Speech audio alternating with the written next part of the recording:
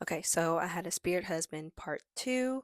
So yeah, I went through a really, really bad breakup in like 2016, and I decided to really just give my life to Jesus. And it's like that breakup was so bad. I'm just like, dude, I don't think I can survive another one of these. I realized from the time that I was 15 to the time that I was 24, I was always in a relationship where I was in a talking phase with somebody, I was hooking up with somebody was breaking my heart, or I was breaking their heart. Like there was always just a man in the picture from age 15 to 24. Like I was never alone, you know? And so when that relationship ended, I'm just like, Lord, I don't think I can do this again. And so I decided in 2016, I knew all the things that God was calling me to do for my life to be better, for me to be closer to Him.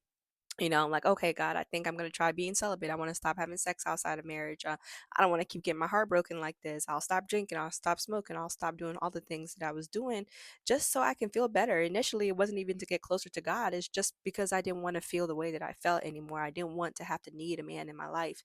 And so, as I was going through that breakup, I started getting closer to Christ. I started listening to sermons more. And then I came across a teaching from this apostle prophetess, Tiffany Buckner.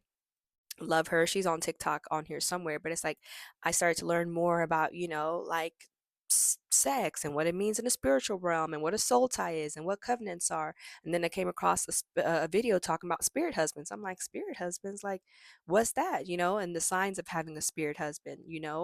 And so I listened to that teaching, and it's like, do you have sexual dreams? And I mean beyond, like dreams where somebody is physically having sex with you, you know what I mean? And you can feel it. Or do you go through a lot of misfortune when it comes to dating and your finances? Like spirit husbands and spirit wives are marine spirits. They are water spirits, and they can come in through many of ways. It can be through your bloodline, whether your family was initiated into some stuff, or you opened some doors through doing witchcraft, or you made a soul tie with somebody who had a spirit husband or spirit wife. They're very jealous spirits, and they're spirits that are married to you.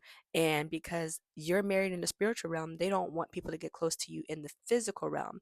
So they'll let you date but not marry. They'll let you marry but not have kids, because there's a spirit that's already claiming ownership over you, in the spiritual realm. And so it manifests itself in different ways in the physical realm. And so that's part two. I'm about to do a part three right now.